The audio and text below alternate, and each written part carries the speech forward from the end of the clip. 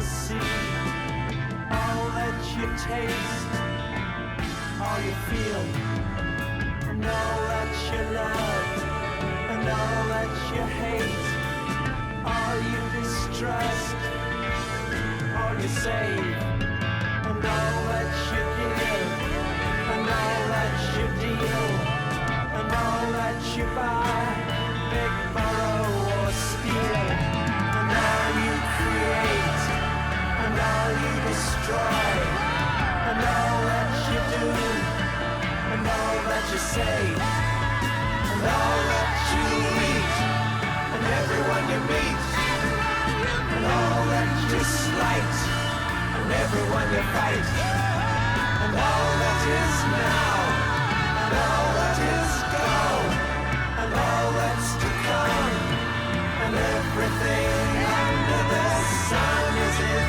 June, but the sun is eclipsed by the moon.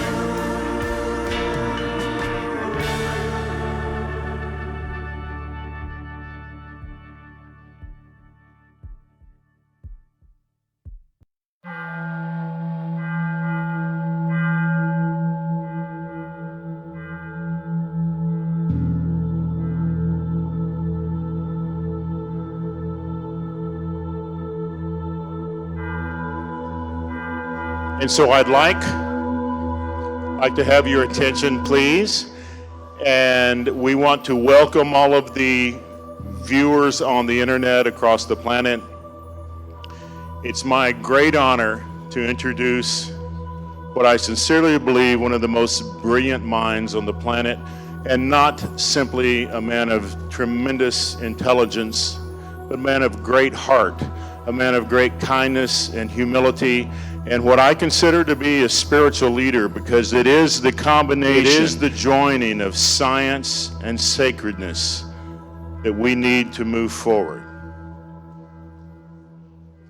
In this new phase that we're going to, when we look around the planet and we see all this chaos and all this conflict coming up, it is important for us to know that before we move higher, all of these need to be cleared.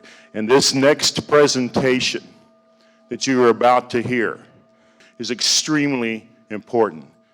Keep an open mind to it, because what Graham is going to share with you is extremely well thought out and comes from what I believe to be one of the most intelligent and spiritual minds on the earth. I think he's a highly advanced soul, and you are going to hear something that it takes courage to present. A lot of people, when they achieve a certain level of notoriety, avoid controversy. But this is a man speaking a truth that needs to be heard. It is about our consciousness, about the brain not being the generator of consciousness, but the receiver of consciousness. I would like a standing ovation for the amazing Graham Hancock, please. Thank you.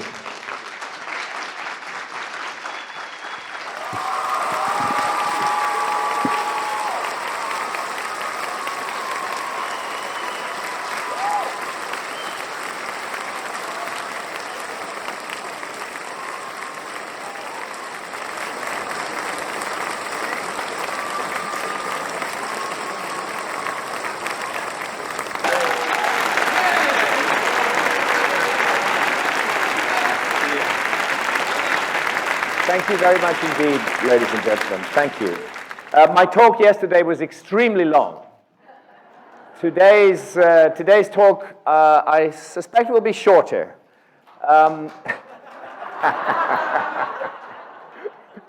Sorry about that. It'll be shorter because I'd like to leave some time for open question and answers after the talk, and let me make clear that those questions can be absolutely on the subject of yesterday's talk, as well as on the subject of today's talk.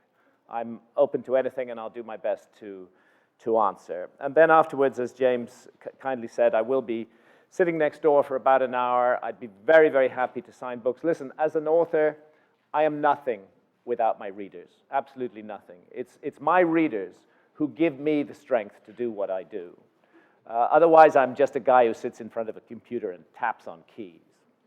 So I'm grateful to you all. I'm grateful for the support for my work. I'm grateful for the good energy. I know that I get into controversial areas.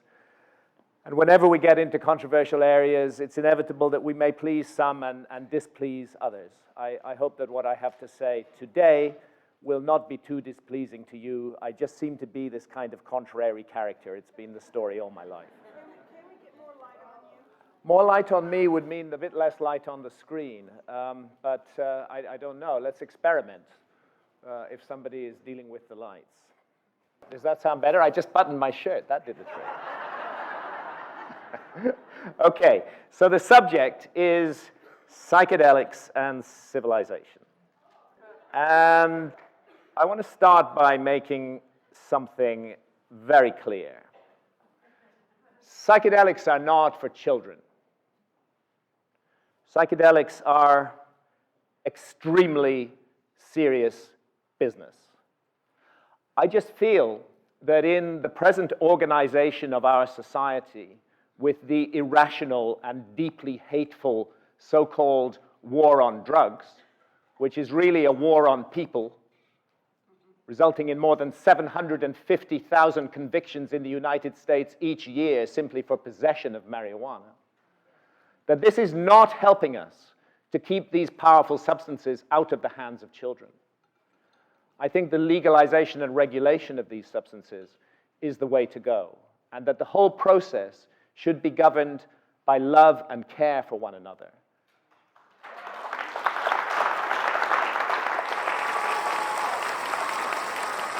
And not by a punitive and vengeful society. The ultimate center of ourselves is our consciousness. And my appeal here is for the right of adult sovereignty over consciousness. The right of adults to make decisions about their own bodies, their own health, and their own consciousness without fear of persecution by state agencies.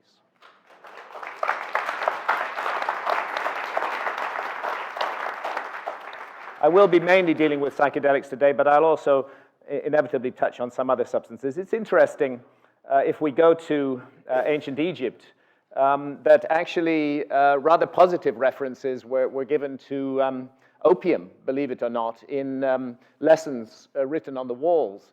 This is a 1,700-year-old schoolroom from the Dakhla oasis, and the Greek writings on its walls tell a story from the Odyssey about the Trojan War. Helen of Troy gives her guests a drug, most likely opium, that takes away grief and anger and brings forgetfulness of every ill. Whoever should drink this down when it is mixed in a bowl would not let fall a tear down his cheek in the course of that day at least. I think we can see right there that there's a different attitude towards these consciousness-altering substances in ancient societies. As a matter of fact, in Crete, they had a poppy goddess, an opium poppy goddess. And in Knossos, 1500 BC, we see Demeter handing 3 poppy heads to Persephone. Let me see if I can remember some lines from this extraordinary poem by Samuel Taylor Coleridge. In Xanadu did Kublai Khan a stately pleasure dome decree, where Alph the sacred river ran, through caverns measureless to man, down to a sunless sea. That amazing poem, Kublai Khan, a Vision, was written under the influence of opium. And Samuel Taylor Coleridge was interrupted in the midst of it by a knock on his door. I believe it was the postman. By the time he'd collected the package, he'd forgotten everything else he was going to write. So we only have a fragment of it. But it's interesting, and he acknowledged it fully, that the inspiration came in a visionary state. If we go back to ancient Egypt again, I don't like this word narcotic plants in the title of William Embedon's otherwise excellent book, because it's wrong to lump all these substances together under the definition narcotics. That is certainly not the case. But again, this is a great source for the use of visionary agents in ancient cultures. Here we see Nefertiti presenting an opium poppy opium poppy heads to her husband, Akhenaten. I can't imagine Queen Elizabeth presenting Prince Philip with opium poppy heads today. The blue water lily, Nymphaea caerulea, is a prevalent motif in ancient Egyptian art. We see the blue water lily on the left here, and also we see rays of the visionary flower Datura descending into the forehead of the initiate. The blue water lily was not simply sniffed for its pleasing aroma. The blue water lily, when it is dissolved in wine, is a visionary substance, and it was widely used in ancient Egypt, and we can be sure of this because traces of a liquid extract from the blue water lily were discovered in alabaster jars stored in the annex of Tutankhamun's tomb, 14th century BC, in Upper Egypt. It's interesting, too, that the ancient Egyptian tree of life, here we see the god Thoth, the god of wisdom, and he's writing the name of Pharaoh Seti I on the tree of life. That means that Seti I has earned, through many incarnations, the life of millions of years. What's interesting is that this tree has recently been identified by my friend, the ethnopharmacologist Dennis McKenna, and he has identified it as Acacia nilotica. And Acacia nilotica is rich in dimethyltryptamine, DMT, which is a natural brain hormone, but which taken additionally, smoked usually, is perhaps the most powerful psychedelic known to man. Now, the extraction of DMT from the bark of Acacia nilotica is not an easy task. It requires quite a bit of chemistry, and some have suggested that the ancient Egyptians would not have had the chemical skills to undertake that work, which is interesting when we contemplate what the origin of the word chemistry is. It comes from the ancient name for Egypt, Kemet, the black land. The very word alchemy, that's what the Arabs used to call the ancient Egyptians. Alchemy and chemistry are both derived from the name for ancient Egypt, and I have no doubt that they had the capacity to do this work. So we can perhaps say that we know what the ancient Egyptians were smoking. Tutankhamun's tomb again. I love this image. The initiate connected through the third eye to rays from stars. The third eye, the pineal gland, and I think many of you are familiar with this meme from the internet, which makes an awful lot of sense, how the eye of Horus seems to be a symbol for the pineal gland, and the staff of Osiris with its pine cone top seem to be speaking to that. If we go to Tiwanaku in Bolivia, we're looking down here. Boy, that was an amazing flight. Tiwanaku is at 14,000 feet above sea level. We were 4,000 feet above it, and Santa had the window of the plane open so that she could photograph this place. I have never had a worse headache than I had when we came back from that flight. This is the Akapana Pyramid. This is the Kalasasea of this extraordinary and mysterious site, which I talk about at some length in Magicians of the Gods. There are statues there. These are called the Ponce and Bennett monoliths. And the show Ancient Aliens, amongst others, likes to hint that these were ray guns used by alien visitors. I'm afraid the truth is even more intriguing than that in many ways. These were not ray guns. These were snuff trays. And they were used for consuming anadenanthera snuffs, which are a direct way of bringing dimethyltryptamine into the brain. They've been identified by ethnobotanist Dr. Manuel Torres, and indeed, snuff trays of this sort can still be found in the Amazon and in ancient archaeological sites in the Amazon going back more than 4,000 years.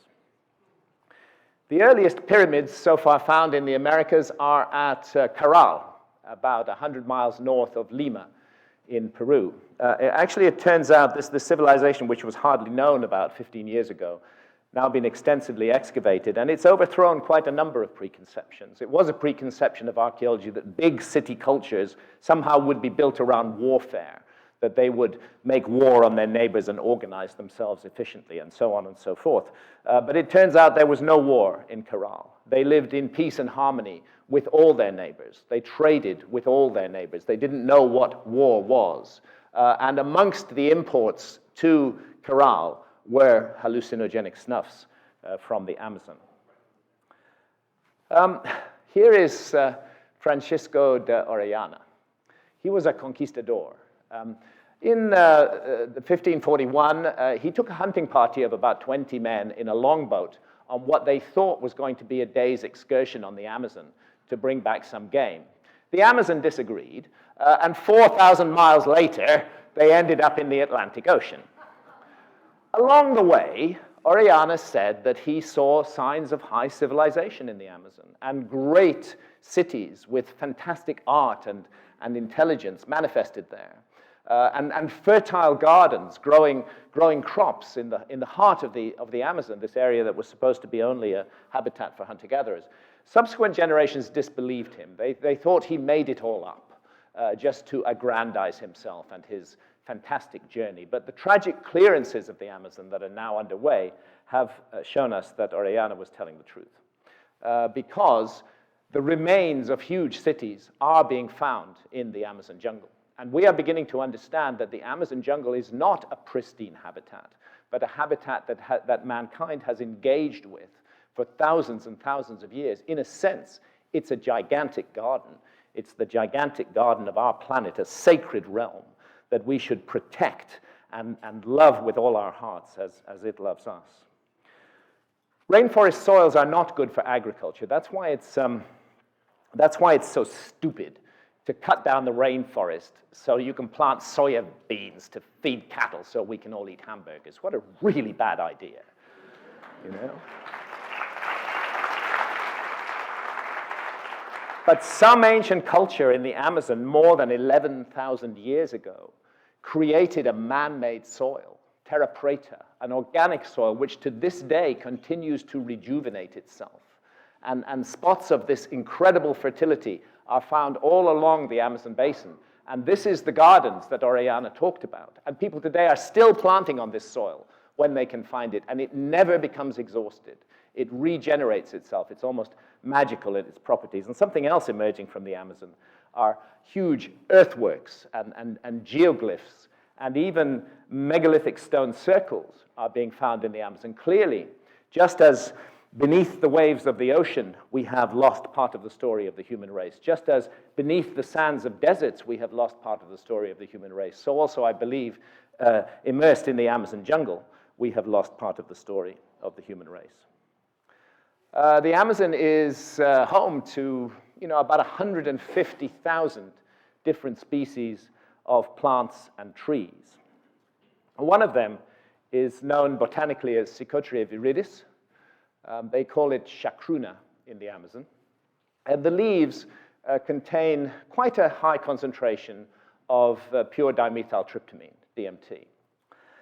However, if you were to make a tea out of the leaves of this plant, you could drink 20 liters of it, and it would have no effect on you whatsoever, because there's an enzyme in our gut called monoamine oxidase that switches off DMT on contact. It cannot be absorbed orally. Yet in the Amazon, they have found a way to administer DMT orally. And that way involves a vine called the ayahuasca vine, which I suspect many in this room may have heard of. Ayahuasca means the vine of souls. It's changed my life and continues to do so. The vine of souls, amongst other things, contains a monoamine oxidase inhibitor. So, if you cook it together, if you take the leaves of Psychotria viridis and lengths of the vine and cook them together in a cooking pot with water, what you get is a brew rich in dimethyltryptamine that can be absorbed orally. Now, DMT, when you smoke it, is like a 12-minute rocket ship to the other side of reality. It happens so fast, it's so powerful, it's so overwhelming that there's absolutely nothing you can do about it, and it's very difficult to process the experience afterwards. But DMT within the ayahuasca brew is a 4-hour journey, deeply reflective. It's been described as 20 years of psychotherapy in one night. And it is possible to negotiate with it in a way that it's not possible to negotiate with smoked DMT. I add that it is an amazing feat of ethnopharmacology that these two plants, which only work together and do not work separately, are found and identified out of the 150,000 different species of plants and trees. Consider that as a trial and error exercise. It's impossible. Something mysterious is going on. They say their ancestors were taught it by the spirits. So there we're cooking ayahuasca, lengths of the vine, the leaves in a cooking pot, and they boil it down until the water's reduced to quite a small sticky amount in the bottom. They pour that off, usually into plastic bottles these days, add more water, boil again, and eventually you end up with this dark and sinister brew, sometimes almost black in color, sometimes red with bits of vegetable matter floating in it. Believe me, it's a mission to drink it. You know, nobody ever can get addicted to ayahuasca. You have to brace yourself. This is spiritual work. I mean, it's comparable in the fear factor to jumping out of an airplane at 18,000 feet, not sure that your parachute's going to work. It really is a psychically very demanding experience, and this is why it's very important not to consider ayahuasca in any way as a recreational drug. It's a medicine. It's a plant teacher, as it's understood in the Amazon. It should be treated with respect and with care, and taken only amongst people who know absolutely what they are doing. Never cook this up in your kitchen from ingredients bought on the internet. At least I don't advise that. Tastes ghastly. Actually awful, possibly the worst taste on the planet. A mixture of battery acid, sulfur, raw sewage, and just a hint of chocolate.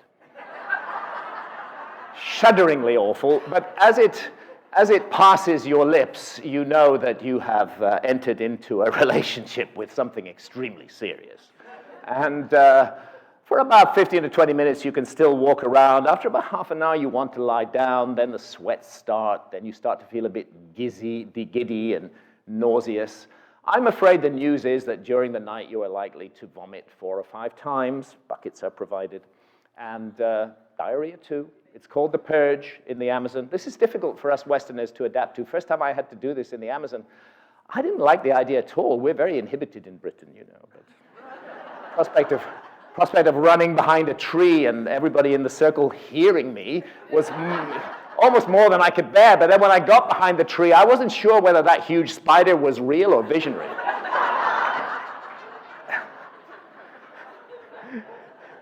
There's another way that ayahuasca, basically ayahuasca, is used in the Amazon, and that is the form of ayahuasca called yahe. And that comes from another, again, it involves 2 plants, but they're both vines, and in that case, the leaf of the vine contains the DMT, and the other vine contains the monoamine oxidase inhibitor. This is the high Andes. Drive north of Lima, about 150 miles, turn right, and head up towards Chavin de Huantar. You go up over 14,000 feet, some majestic storms unfold up there, and then you come down into the valley of Chavin, an eerie, incredible place. And there's this notice there saying, near this, it's a quote from a Spaniard in 1616, near this town of Chavin lies a great edifice made of well-carved stones of notable grandeur. It was a huaca and the shrine of the most famous of the pagans as Rome or Jerusalem is, to make their offerings and sacrifices, because the devil in this place gave them many oracles. And thus they came from all over the kingdom. Beneath the ground are great halls and rooms so great that there are certain stories that they extend beneath the river and pass near the huaca or ancient shrine. Indeed, beneath the ground, there are huge underground galleries at Chavin. And the purpose of these underground galleries, we now understand, was entirely to provide a setting in which psychedelic experiences could unfold. And occasionally wandering those galleries, you would meet fearsome characters like this, carved in the stone. So this is an example of the galleries at Chavin. And we know what they were using there. They were using the San Pedro cactus, in which the active ingredient is mescaline. And they show it here in their iconography. Mescaline is also found in peyote, which is used by the Native American Church here in the United States. Peyote cactus, the active ingredient is mescaline. And again, we see the veneration of this substance. Deer with peyote button, Monte Alban, Oaxaca, 300 to 100 BC. Peyote bowl from western Mexico, about 100 BC. And again, it's associated with the Maya, with one of the grand cultures of the ancient world. You know all the stories that psychedelics will rot your brain and so on and so forth. It didn't seem to do the Maya much harm. They made incredible and majestic monuments, and they absolutely venerated psychedelic mushrooms. They venerated psilocybe mexicana, and they manifested it in their art and their carvings. Amongst the Olmecs, here is one of those huge, mysterious Olmec heads with its distinctly African features. Here in the same stratum, I showed this yesterday, is the earliest representation of the feathered serpent, Quetzalcoatl, in Mexico. And the Olmec culture, who are the predecessors of the Maya, extraordinary achievements and deeply mysterious, they also venerated hallucinogens, particularly the Amanita muscaria mushroom, the fly agaric. And there we can see a baby weir jaguar. The weir jaguar, part animal, part human, is a classic image of Olmec art, wearing an Amanita muscaria mushroom cap, and the Amanita muscaria mushroom transforming into the jaguar god. Have we all heard of Soma in the Vedas? There's controversy around this, of course, there's controversy around everything, but an excellent work by A.R.E and Wasson, a really massive study, makes the case that Soma was originally a brew derived from Amanita muscaria, the Amanita muscaria mushroom. The case is exceedingly well made. It's suggested that after the Vedic peoples moved out of the range of the Amanita muscaria mushroom, unable to use that to enter deeply altered states of consciousness, that's when they developed deep meditation as an alternative non-substance means of getting to the same place psychically. Eleusis in ancient Greece was really the beating heart of the ancient world for 2,000 years. And they held ceremonies there, the Eleusinian mysteries, which were celebrated actually for more than 2,000 years until they were brought to an end by Christian fanatics in the 4th century AD. This temple at Eleusis, now it's a ruin just on the outskirts of Athens, was the scene of incredible experiences. Cicero wrote, "Athens has given nothing to the world more excellent or divine than the Eleusinian mysteries." Pindar said, "Happy is he who, having seen these rites, goes below the hollow earth, for he knows the end of life and he knows its God-sent beginning." Plato, Aristotle, Sophocles, they were all there. They were all initiates of Eleusis. Sophocles wrote, "Thrice happy are those mortals who, having seen these rites, depart for Hades." And Hades did not mean hell in the Greek context. For them alone is granted to have a true life there. It's interesting that psilocybin today is being used in medical science. Fortunately, medical science is reinvestigating these amazing healing agents and is providing peace and calm to people approaching death through cancer and other terminal illnesses. It's having an extraordinary effect in improving their quality of life in the last days of life. We now know that the potion, the kykeon, that was drunk at Eleusis was a beverage that consisted of barley mixed with claviceps paspali, which is a non-poisonous form of ergot containing LSD-like visionary alkaloids and closely related to psilocybin. So we shouldn't be surprised to find the use of psychedelics at the heart of so many ancient Egyptian civilizations. Actually, psychedelics appear to have played a key role in the emergence of modern human behavior. I showed this diagram yesterday. 6 million years largely of boredom.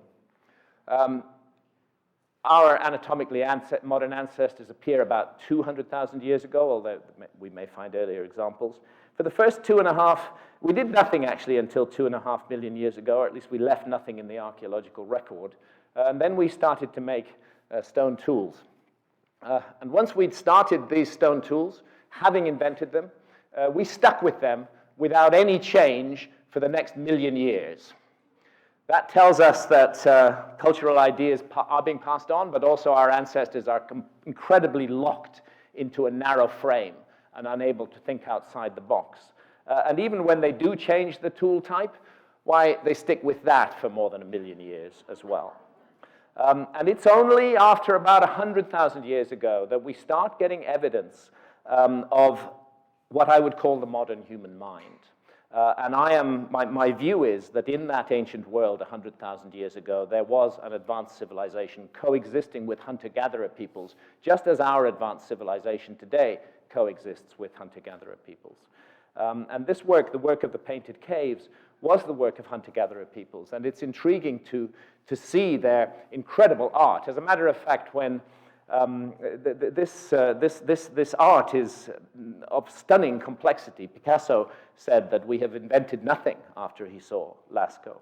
And what is found in it again and again are images of creatures that are part animal and part human in form. They're called therianthropes. That's from the Greek therion, which means wild beast, and anthropos, which means man. Here, an auroch, horns on the body of a human being. Here, a three-dimensional lion man, both of them more than 30,000 years old. And here, a bison man straddling a large female figure. Weirdly, she's headless, but her right arm is transforming into the head of a lion. Clearly, this is not something that one sees when out hunting game. This is a moment of transformation or of shape-shifting that's being depicted on a cave wall more than 30,000 years ago, as is this from the Drakensberg in South Africa, human bodies with the heads of elands, and this one has got two serpents wrapped around his body, and those both also have antelope heads, and this one has two feathers growing out of his back as though he's about to sprout wings and fly. And from the Cederberg in South Africa, perched on a zigzag, human beings transforming into antelopes. This theme of transformation in rock art is truly universal. It's found in every rock art producing culture of the world, and we must explain why this is the case, since these cultures were not in contact with one another. Lascaux, again, we see these peculiar patterns like this grid between two ibexes, and here at El Castillo, a flow of dots, something that looks like an early prototype of the Windows logo, and rectangular patterns. What's it all about? For 100 years, cave art studies were getting nowhere. Forget about hunting magic. It's got nothing to do with symbolically shooting the animal you want to eat. There is absolutely no relationship between animals that are shown pierced on the cave walls and the animals that were eaten in that area. Furthermore, only less than 2% of all the animals depicted on cave walls are pierced in any way. At Lascaux, the main food item was actually reindeer. There's only one image of a reindeer in Lascaux, and it has the feet of a duck. So what's it all about? The answer eventually began to emerge in the 1980s. And it emerged from studies of the effects of hallucinogenic drugs on human volunteers. LSD, DMT, mescaline, psilocybin, etc. And the researchers would put the volunteers into a deeply altered state with one of those substances, and then they would ask them to draw or describe what they'd seen. And as a result, the information began to come out, that a typical pattern, that we see these shapes and patterns in the early stages, scintillating bright lights, and then we have the sense of passing through a vortex into a seamlessly convincing parallel universe, and there we meet intelligences, entities who communicate with us. And in this case, a volunteer under the influence of mescaline depicted an entity with the head of a fox wearing a modern business suit. This is no different, of course, in concept from the lion man and the bison man of the Painted Caves. We obviously view things through the spectacles of our culture, but the same basic concept is at work in both cases. And to cut a long story short, this is the achievement of Professor David Lewis Williams from the University of Witwatersrand in South Africa. He now, after years of opposition, really is at the head of the ruling paradigm of what went on with cave art, that it was an art of visions, that we are looking at shamanistic art all around the world. And the essence of shamanism is altered states of consciousness.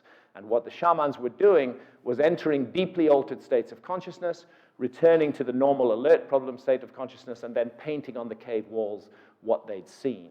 And this accounts for in a certain way, it accounts for the similarities of all the visions all around the world. Although David is not willing to consider the possibility, which I consider, that in a deeply altered state of consciousness, we gain access to parallel realms, parallel realities, freestanding alternative realities, which are as absolutely real as this one, but which are not normally accessible to our senses. Here are some of David Lewis Williams' great books, Inside the Neolithic Mind. The Mind in the Cave is really the best of them.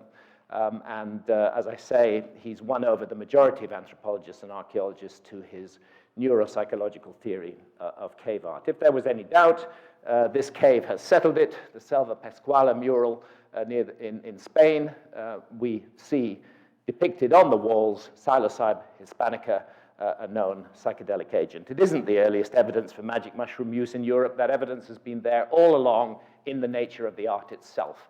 But it's the first time we found an actual depiction of the hallucinogenic agent there. Stone tools, hunting tactics, spiritual ideas. This is when our ancestors started burying their dead with grave goods. All took a quantum leap forward at the same time our ancestors began to record these altered state of consciousness experiences. There's linguistic evidence that this was the time when spoken languages first appeared.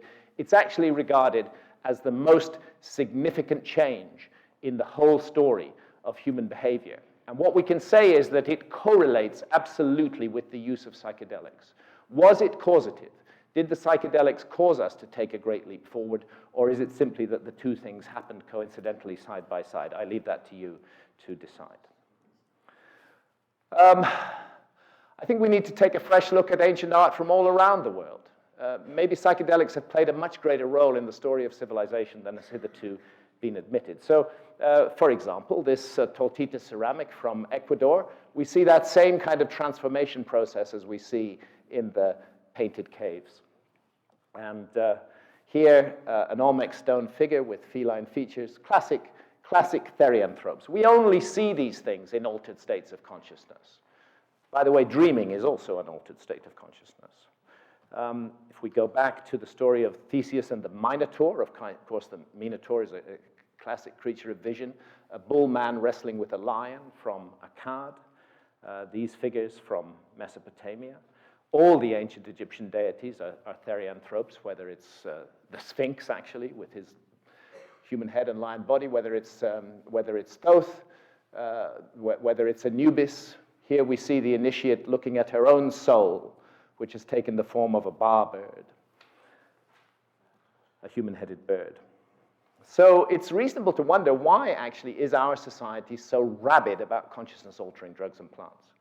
Particularly where psychedelics are concerned, what is it that those in power are really afraid of? Because we should not mistake our present attitude to these substances with the long story of human history. We are just a little pimple on the forehead of human history. And human history descends deeply into the past. And as far back as we can go, we find evidence of the veneration and the constructive, positive, nurturing use of psychedelics for positive purposes. Maybe it's us who are out of line, rather than our ancestors who were out of line. Just consider that possibility. I mean, it's a serious criminal offense to possess DMT, whether it's in smokable form or as part of the ayahuasca brew, yet it's a natural brain hormone. I'm sorry, we are all illegal in this room. And its function remains unknown for lack of research. But while an adult doing no harm to others in the privacy of his or her own home makes the decision to explore his or her consciousness with such a substance, I feel strongly it is no business of the state. And actually,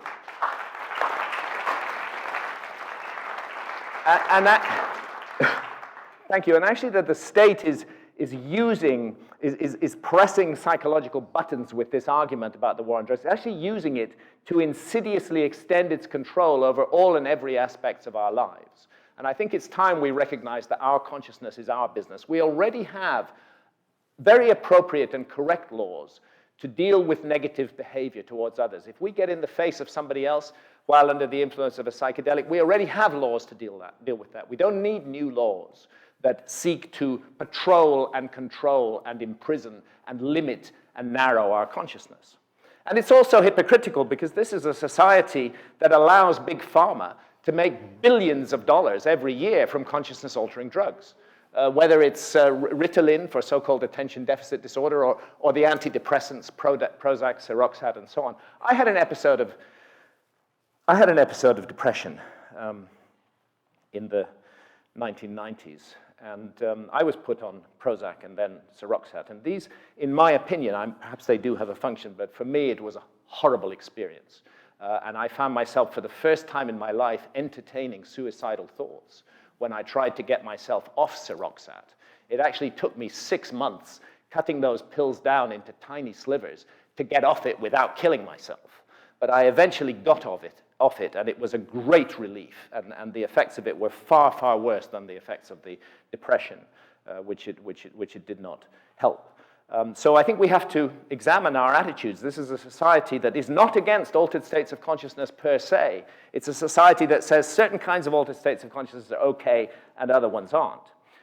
And it's a society that claims that it is controlling our access to altered states of consciousness to help us. You know, they smash down our doors, they come in armed with guns, and they're doing it to help us.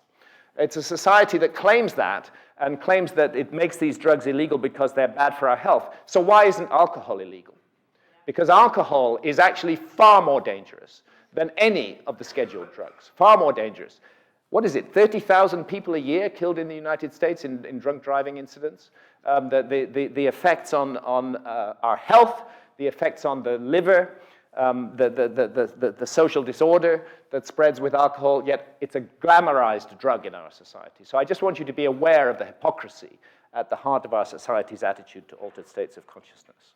And actually, many different states of consciousness are available to us. We are not one-dimensional creatures. We are multi-dimensional beings.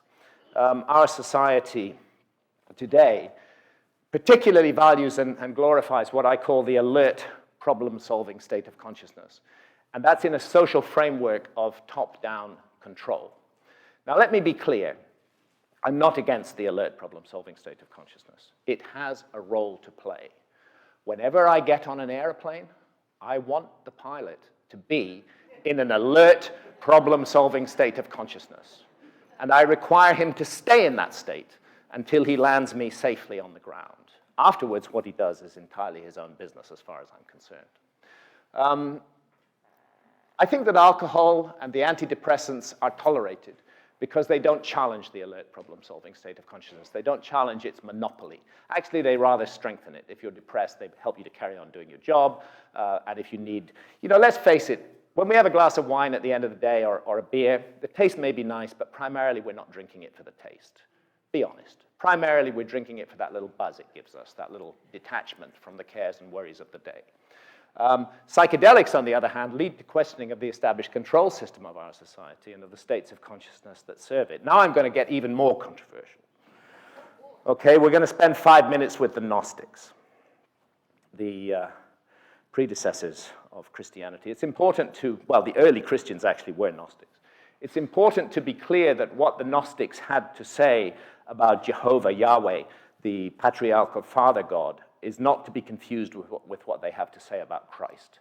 For the Gnostics, Christ was a great Gnostic teacher, a bringer of revelation of knowledge, the ability, the knowledge, the divine insight that would allow us to nurture the divine spark within us. But they do not see that as being part of the nature of the overarching religion that Christianity has now become. And we know what the Gnostics thought, because during the time when they were being persecuted by the early representatives of the Roman Catholic Church, during the time when the Gnostics were being tortured and burned at the stake, they buried an entire library of their texts at Nag Hammadi in Upper Egypt, near the gorgeous Temple of Hathor at Dendera. And until then, until the discovery of the Nag Hammadi library in 1945, we only knew about what the Gnostics thought through the works of their persecutors, those who had described them as heretics. But now we can read the Gnostic text for ourselves, and I highly recommend the Nag Hammadi library, which is fully translated into English. It's a tough read, but it's really worth persevering with it. The material is full of symbolism, and it's very powerful, and it's very, very, very subversive. And it's not against... It doesn't hate the physical realm. That's one of the lies that's told about Gnosticism. There is a danger, the Gnostics saw a danger of becoming too attached to the physical world, that we have to let go these attachments if we are to ascend as spiritual beings. But they did not hate the world. Indeed, their descended goddess, Sophia, is the god of the earth. So how could they hate the earth? It's an extraordinary system of ideas. Look into it for yourself. I don't have time today to go into it in depth, but the dynamite line, the message really, and this is where it's subversive, and some of you will be angry with me, but this is what the Gnostics said.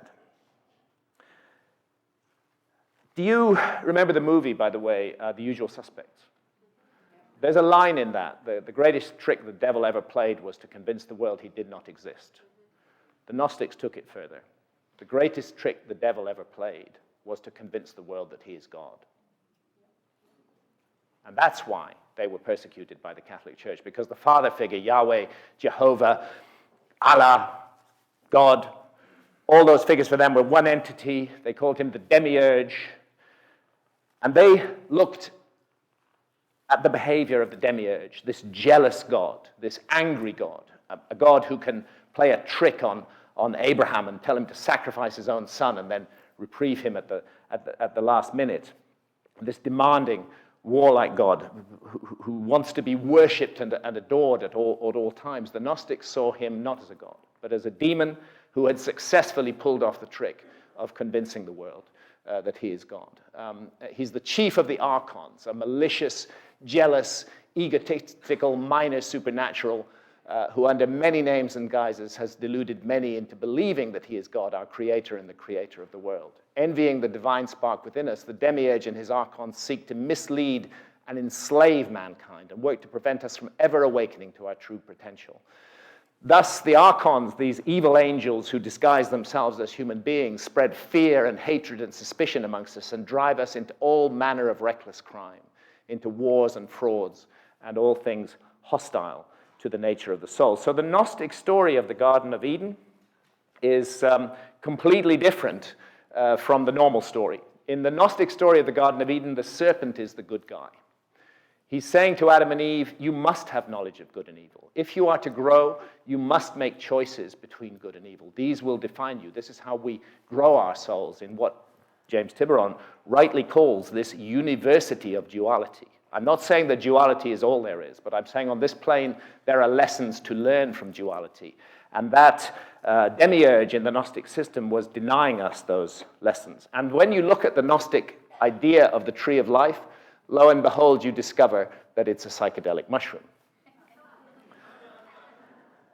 And what is the serpent but a classic therianthrope, in almost every case depicted as a human-headed serpent, an entity of vision.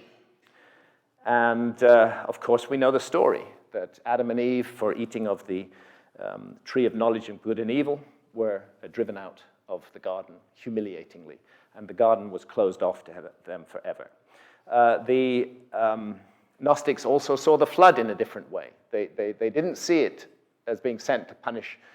They didn't see it as being sent to punish evil, as the Old Testament informs us, but to punish humanity for having risen so high, and to take the light, the gnosis that was growing amongst men. And the survivors were thrown into great distraction and into a life of toil so that mankind might be occupied with worldly affairs and might not have the opportunity of being devoted to the Holy Spirit. Throughout history, those who've sought the liberating gnosis, the light, knowledge of the true nature of things, have been persecuted. And terrible persecutions took place in a late manifestation of the Gnostic religion in southwestern France, in the area that we now call the Languedoc, or Occitania, where an amazing people called the Cathars situated themselves from about the 11th century onwards. And they were perhaps the most liberated of all the medieval societies on earth. They believed in absolute equality of men and women, and they believed in universal literacy. They invented the mass production of paper so that they could print books and teach people to read when it was against the law of the Catholic Church for people to read.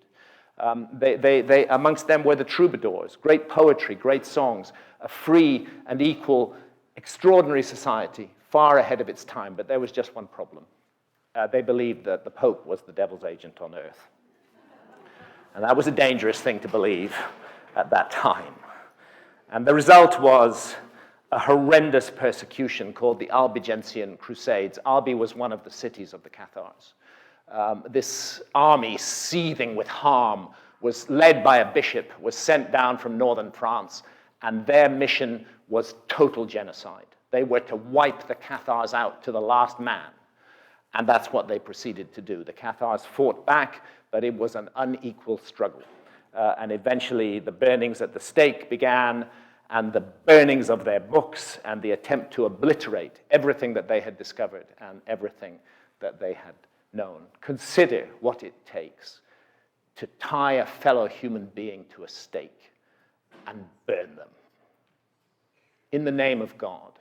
How different is that from the Aztecs cutting open the hearts of their victims and taking out the heart in the name of their God? Both burning at the stake and the Aztec sacrifice are actually acts of human sacrifice in the name of an entity.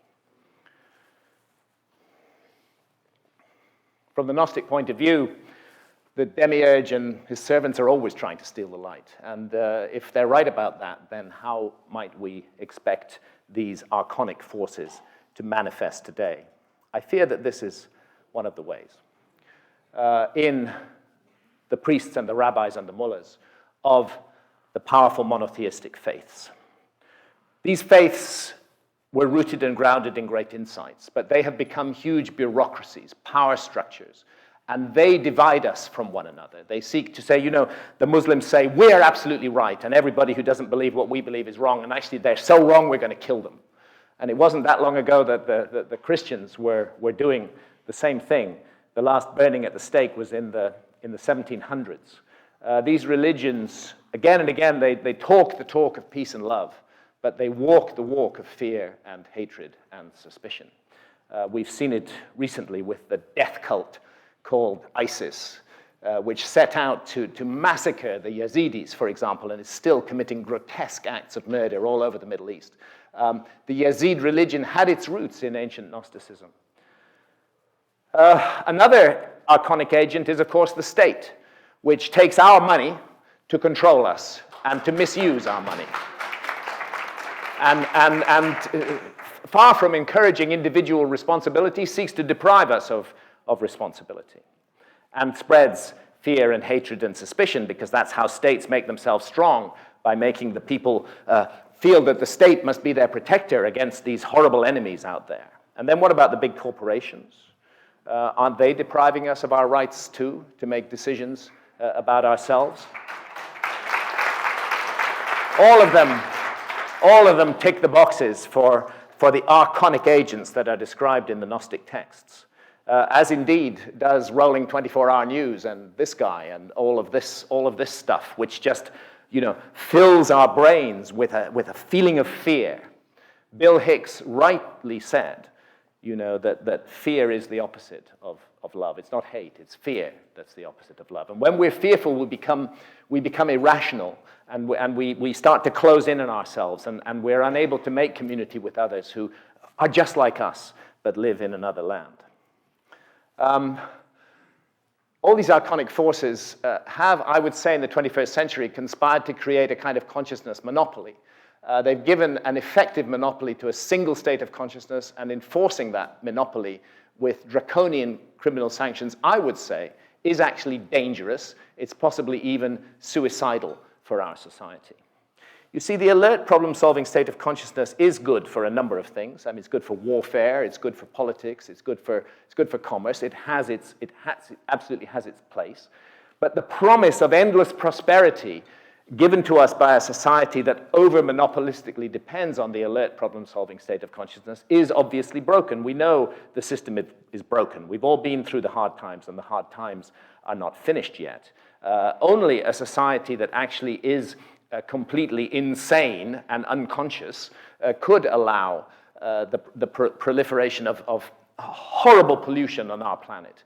A sane society would never allow that to occur. And actually, a psychotic society is involved in the creation of nuclear weapons. I mean, these things are for the murder in one place of hundreds of thousands of human beings at once. and we put money into them and build up stockpiles of these things, stand back, look at it. This is crazy behavior. This is insane behavior. We need to recover our sanity as a species, and we need to realize that we've been manipulated into this insane position.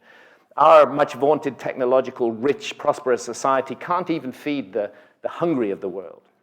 And it's standing by while the lungs of our planet are ripped out in the Amazon rainforest, this sacred realm which could so easily be protected. How simple it would be to provide the peoples of the Amazon basin with the resources, never to cut down another tree, never to allow another transgression on that land, but to preserve it as a sacred heritage for all of mankind. We can raise the money for wars and weapons of mass destruction, but we never seem to be able to get it together to save the Amazon. Another sign that we've gone crazy.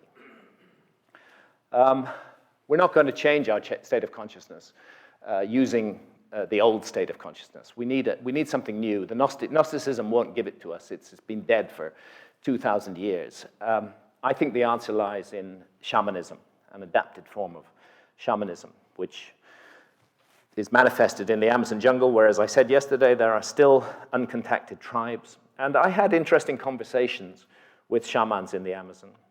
And I asked them, what do you think is wrong with us in the technological West? And they said, it's very simple. You have severed your connection to spirit.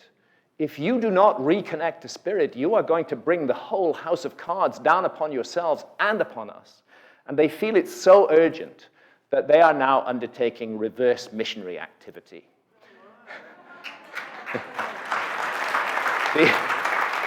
In the old days, you know, it was us from the north who sent the missionaries down to the south. Now it's shamans coming on mission to the north to save us from ourselves. And they are bringing their sacred medicine with them. They are bringing the ayahuasca brew with them, a portal to enchanted realms. Here's some artwork by Alex Gray, a great visionary artist, a good friend of mine, and the late, great Robert Venosa. Both of these artists were enormously influenced by their ayahuasca experiences, and their ayahuasca experiences have transformed their art. And the message is about the sacred and magical and enchanted nature of all creation and the interdependence of material and spiritual realms. Part of the ayahuasca experience is a life review. That's why you often hear people crying in ayahuasca sessions, because they suddenly get it. They thought all along that they were really sweet and nice and just glowing, wonderful people, but ayahuasca gives you the truth. You weren't so nice after all. You really hurt that other person when you said that, and you suddenly experience it from that other person's point of view. It gives you the motive to change your life. It's not easy to change a lifetime of bad habits. Don't imagine that ayahuasca is a magic pill. It isn't. The work begins after the session. That's when you have to integrate what you've learned into your experience, and if you don't do that, you'll gain nothing from it at all. This is why ayahuasca is brilliant as an anti-addiction agent. Ayahuasca is far more effective than any of the other treatments that are offered for addiction to, for example, heroin or cocaine. There's a clinic in Peru at Tarapoto run by Dr. Jacques Mabit, which brings cocaine and heroin addicts for 1 month. They have a dozen ayahuasca sessions. More than half of them leave completely free of addiction and never return to their addiction. They have a revelation, thank you, a revelation in the ayahuasca journey as to what the source of their addiction is, the heart of their pain, because the addiction is never the substance, it's the pain within the individual. And they understand what it comes from, and they're able to move on and leave it behind them. So the spirit of ayahuasca, most frequently encountered as a creative guide, as a healer, and as a teacher. In the West, we often call her Mother Ayahuasca. And these are the forms that she can take. She can take the form of a human woman. This is the work of Martina Hoffman, by the way, another great visionary artist. Sometimes in the form of a serpent, sometimes in the form of a jaguar. And what Martina is demonstrating here is the one thing that's necessary if you're to work with ayahuasca, and that is complete surrender. You have to allow the magic to work within you. It's no point in resisting it. So what are we doing here? What is this journey? What's consciousness? What happens to me when I die? Consciousness is a mystery. It's a big mystery of science. The general view is that, it's made by the brain, the way a generator makes electricity. But there's nothing in neuroscience that rules out another possibility, that the relationship of consciousness to the brain may be more like the relationship of the TV signal to the TV set. In that case, when you bust the TV set, the TV signal is still there. And that's the argument with the human spirit, that we are wearing this physical body like a suit of clothes, but we are beyond and more than that, that there is an eternal element within us which cannot be killed, which does not end. Albert Hofmann was the discoverer of LSD. He worked for Sandoz, actually, and he was working with extracts of ergot. And then he got on his bike at the end of a day and started to ride home and discovered himself transported into a completely other realm. And he had no idea what was going on. As a matter of fact, he thought he was dying. Didn't even know how he got home. What had happened was he'd absorbed some LSD through his skin. The next day, he figured it out. He went back and he took what he thought would be a minute dose. It turned out to be a massive dose, and he had another near-death experience. But then he gradually began to work with it and realized its potential, and it was refined. And for many years, it was available legally. Albert Hofmann took LSD all his life. He died with all his faculties intact at the age of 102. William Blake, if the doors of perception were cleansed, everything would appear to man as it is, infinite, for man has closed himself up till he sees all things through narrow chinks of his cavern. The suggestion that there's much more beyond than we see with our immediate senses. William James experimented with nitrous oxide, really changed his view of reality. These other realms that open up to us in the visionary states. No account of the universe in its totality can be final, which leaves these other forms of consciousness quite disregarded. At any rate, they forbid a premature closing of our accounts with reality. And I'm afraid that's what materialist science has done. It's prematurely closed our accounts with reality when, in fact, there's much more work to do. Aldous Huxley saw the brain as a reducing valve, its primary function being to keep most of reality out. And he saw psychedelics as gratuitous graces that it would allow us to let a little bit more slip in. Through these permanent or temporary bypasses, there flows something more than, and above all, something different from the carefully selected utilitarian material which our narrowed individual minds regard as a complete or at least sufficient picture of reality. Hofmann, again, the importance of LSD and related hallucinogens lies in their capacity to shift the wavelength setting of the receiving self and thereby to evoke alterations in reality consciousness. And my friend Rick Strassman at the University of New Mexico, who did the first legal research with human volunteers and DMT in the 1990s, uses this analogy, that most of us, most of the time, are tuned into what he calls channel normal, but there are multiple other channels broadcasting at us which we're not accessing, and in deeply altered states of consciousness, we do access them. And Rick says these worlds are usually invisible to us in our instruments and are not accessible using our normal state of consciousness. However, just as likely as the theory that these worlds exist only in our minds is that they are in reality outside us and freestanding. If we simply change our brain's receiving abilities, we can comprehend and interact with them. Most of the materialist science faction will tell you that the visions you have in a deeply altered state of consciousness are just your brain on drugs. That those visions can be reduced to the brain activity evoked by the substance. That there's nothing more to them than that. This is deeply illogical and profoundly stupid. And a simple analogy. If we want to look at a distant star, we need a telescope. We're going to point it at the right area of the sky, and then we're going to focus the telescope. The star is invisible at first, but as we focus it, the star becomes visible. Physical changes are taking place inside the barrel of the telescope in the relationship between the lenses, and the star comes into view. But we'd be quite wrong to say that the star is the physical changes inside the barrel of the telescope. The star cannot be reduced to that. Those physical changes have simply allowed us to see something that was always there, but that previously wasn't accessible to our senses. These days, psychedelics are enjoying a renaissance, and this is a good development. They are being used again in scientific research and being made medically available. I attended a conference in New York last year, Horizons Conference, where a US Marine was speaking. He was a machine gunner. He had seen people blown to pieces by his own bullets. His friends had died by his side. He suffered from terrible post-traumatic stress disorder. And when he came back, he was lucky enough to enroll in a study with psilocybin. And the psilocybin healed him, completely healed him. And now he's concerned. He said, and it really moved me, he said, our code as Marines is that we never leave someone behind. We never leave someone behind on the battlefield. And because of these ridiculous government laws, I feel that my comrades are being left behind because they don't have access to the therapy that I was lucky enough to have access to. That it's absurd that this therapy should be illegal and that it should be made available to all who need it. So we're seeing the professional publications on the trail again. More and more good work is being done, and this taboo subject that we've not even been allowed to talk about or think about for 40 or 50 years is coming out of the cold and proving that the emperor of the war on drugs wears no clothes. Some final points. Steve Jobs spoke about how taking LSD was one of the 2 or 3 most important things he'd ever done in his life. Actually, he used to hire programmers on that basis. Had they experienced LSD or not? No? Okay, you can't work for me then.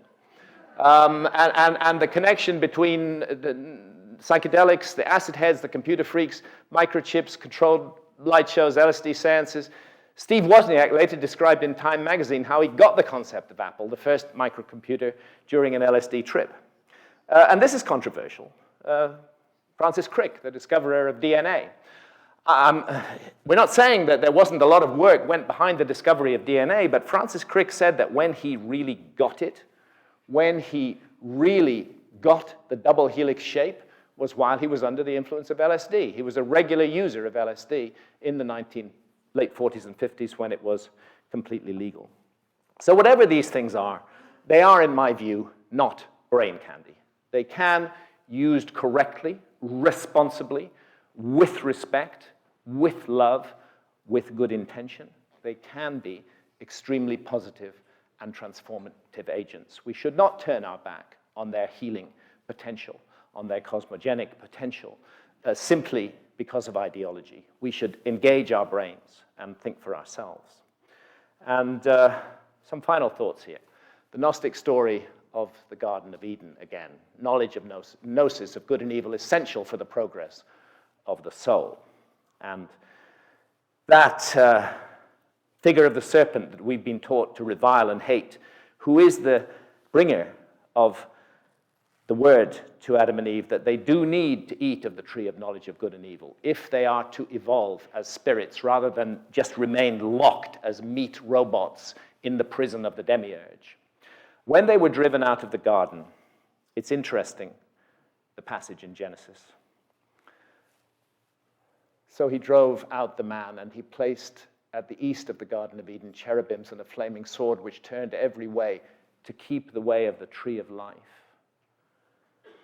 There's a very curious passage there, that they must be driven out, the entity says. They must be driven out lest they discover the tree of life and become gods like us. Who are those us? In all of this, somewhere, the mystery of knowledge of good and evil and the mystery of immortal life, I believe, awaits us. Thank you very much, ladies and gentlemen. Thank you. Thank you.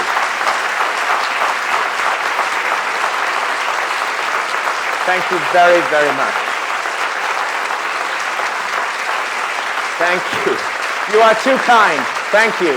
Thank you. Thank you. Thank you very, very, very much indeed. I'm touched and moved. Thank you. Thank you.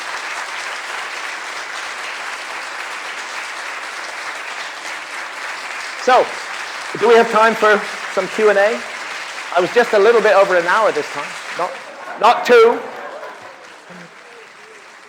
And I would love to do some Q&A if anybody has questions for me and if we have a roving mic. And if we have time, if I'm not eating into another speaker's time, James, rescue me. What do we do? Let's have another round of applause for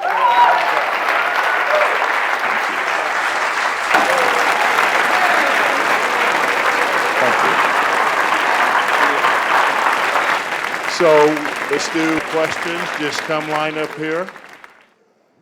Does anyone have a question? Raise your hand. Okay.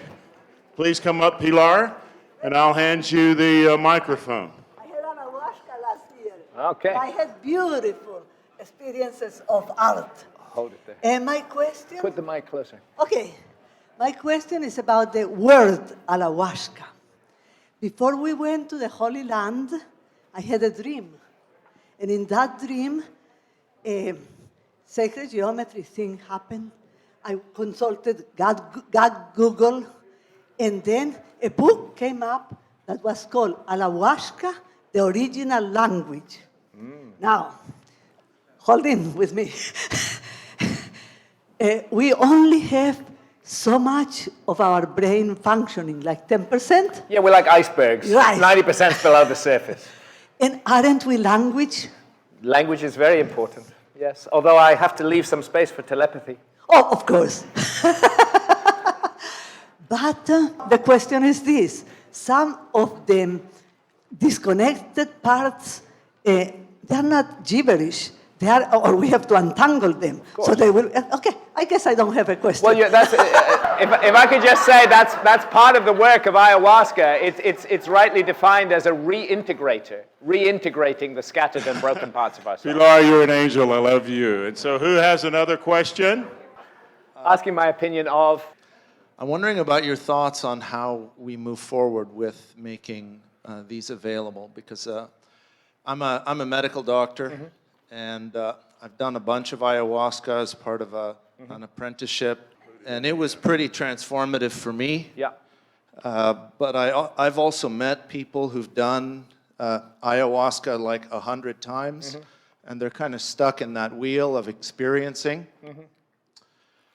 It's kind of taboo today to talk about like the role of an authority, but every culture in the world has, it's not ayahuasca's available for everyone. It's the shaman who is kind of the prescriber, and so I'm just wondering what your thoughts are about the medicalization and the use of these I don't as mind medicines. First of all, one little point. There's a saying, I think it was Timothy Leary. With psychedelics, when you've got the message, hang up the phone.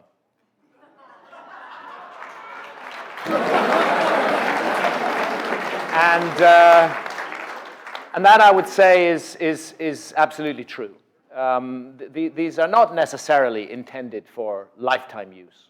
And it may not be helpful to do that. Personally, as I say, ayahuasca is such hard work that, it's not something I find myself eagerly rushing back to every year. It's something I have to really force myself to do. And I know many, many, many people who feel that way. We are entering a new era. Things are happening. The United States has been at the heart of that evil enterprise called the war on drugs and enforcing that enterprise upon other nations. So it's beautiful, and it's a truth that it's the people of the United States, not the state, the people of the United States who are reversing the war on drugs. This is a great thing about America. And it's starting with cannabis, because that, in a sense, is the flagship of the whole enterprise. It's starting with cannabis, and we see cannabis legalized in Alaska, in Washington State, in Oregon, in Colorado. And you know what? It's not causing social chaos. All the lies of the war on drugs are now transparently being proved to be untrue. And I understand that people are moving to Colorado from all over the United States, and property prices are through the roof. It's Canada too, yeah, with Trudeau. I mean, there's a guy who actually put it on his platform. He's going to end this terrible, terrible persecution of individuals under the war on drugs. We're entering a new territory. We need to find a new way to do it. But because we need to find a new way to do it, that's not a reason not to do it. It's a reason to enter bravely into this new realm and figure it out for ourselves. And I think this is the perfect opportunity to mention that Graham, John Van Auken, and I and others to be announced will have our gathering in Denver, Colorado.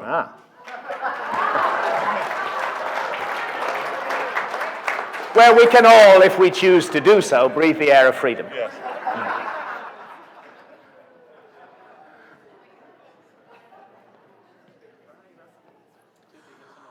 I was part of some of the MDMA and ketamine experiments before they made drugs illegal. Mm-hmm. There seemed to be something other than suppression going on. Mm-hmm. Before they were made illegal, there were maybe 40,000 doses being taken a day. Mm-hmm. It was something that had no side effects, except some people were using it as a love drug because it retarded ejaculation. But as soon as it became illegal, the number of doses being taken astronomically increased, and it was no longer the same drug. Absolutely Was there right. some economic? It seemed like there was some collusion, and I'm not a conspiracy theory, between the decision makers and the money makers. Oh yeah, definitely. I believe there is collusion between the decision makers and the money makers. Actually, the evidence is clear. If your hope is to reduce drug use in any society, make it legal. Make them legal. That's the way to do it. And rely on the good sense of adults. See, the problem is that these substances are available under the illegal regime, but they're being handed to us by the worst people on the planet, by the drug lords, by the drug gangs. And they adulterate the substances, and we end up with very dangerous drugs, which is, if they were legal, we would not be doing. So the answer is follow the money. This is a money thing, and keeping it illegal is making somebody very, very, very rich and providing a hidden cache of funds that government agencies can use principally against us. Okay, so we're going to allow more questions, and then we're going to have to stop. But what Graham has agreed graciously to do is to go in and do book signings. Now, Graham is going to leave to go to the airport at about 6 o'clock. We're so fortunate to have him here because he's doing his tour of the United States and Canada with the new books, and every place is absolutely packed. And we're honored again to have you here. Thank you. Thank you. Thank you.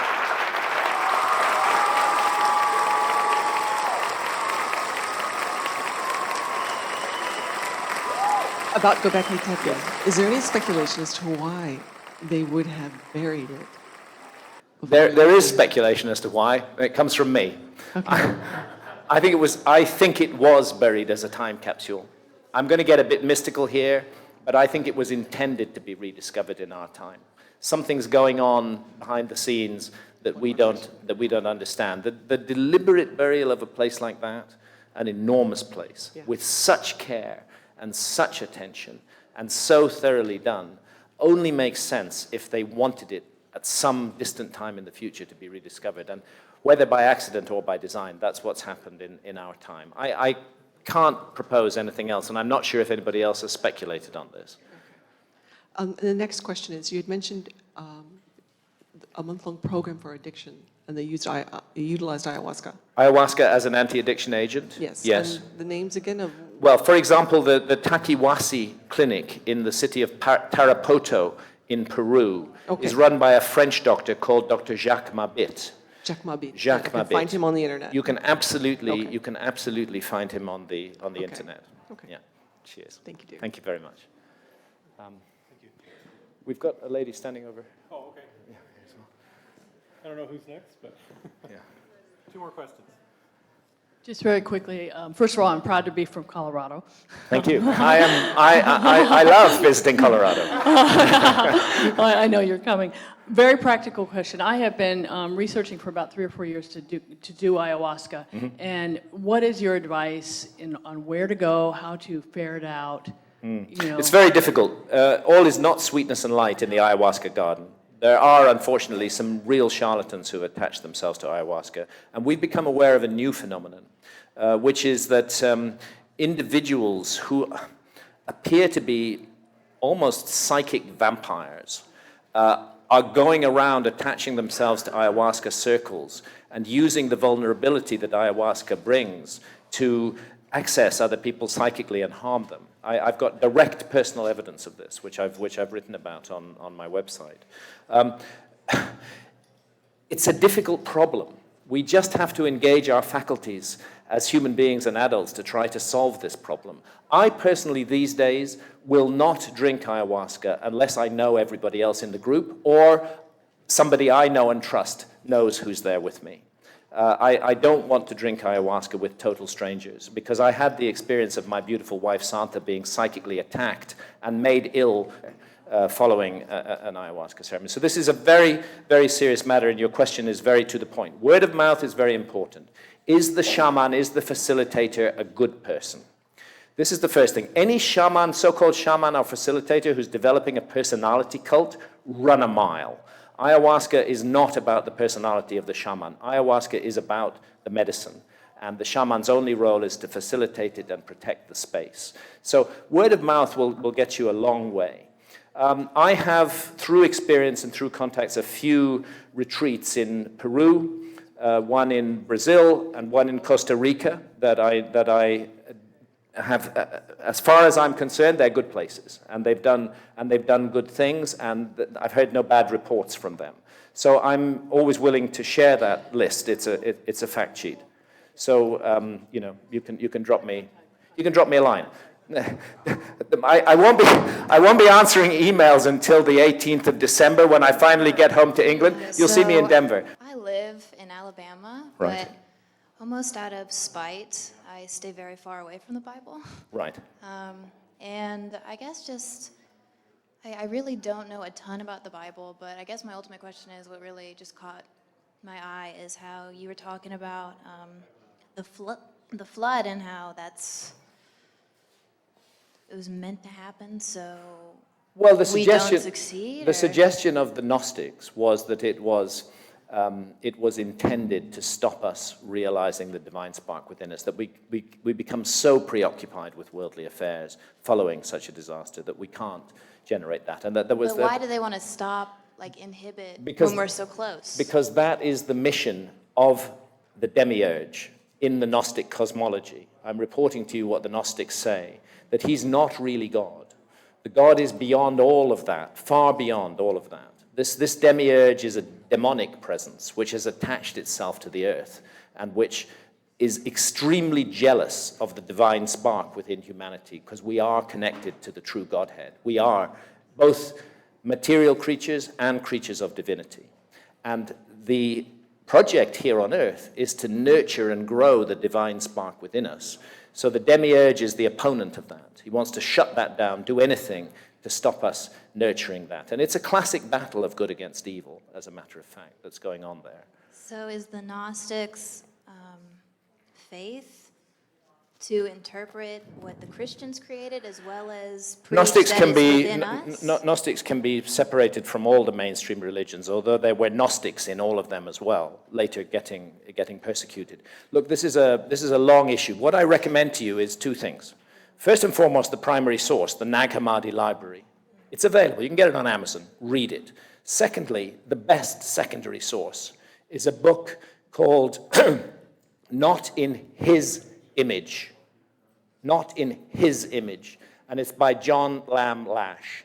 And that is the best single introduction to the whole Gnostic cosmology and what this whole thing about the demiurge and the divine spark in man and the archons, what it's really all about. So I recommend read Not in His Image by John Lamb Lash, and then if your appetite is whetted after that, go get the Nag Hammadi library and spend a year reading it all. Okay? Thank you very much. Thank you. Thank you. Yeah. Last one. Okay, first I'm going to make a confession. I've used psilocybin, and my experience with it is that it taught me a lot about sacred geometry, that the whole, the underlying is a fractal, if you will, of that sacred geometry. So what is your feeling on that? I think that we have enormous latent faculties which our existing society has shut down. We've gone down the path of mechanical advantage in our society. We've created a certain kind of technology, and we've become dependent on it, and we've let go other intuitive, creative faculties of the human mind, perhaps which, in a way, know everything, know all truths. We've shut them out. So it doesn't surprise me that psilocybin experiences brought you information about sacred geometry. As a matter of fact, these experiences are bringing people information all the time.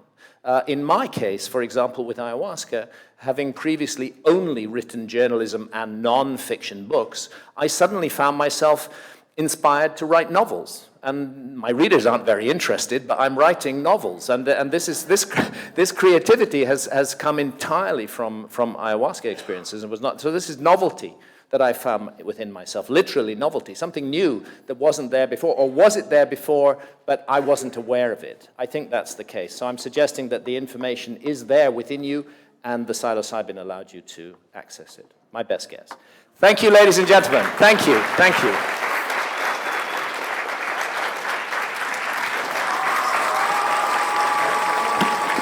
Thank you very much.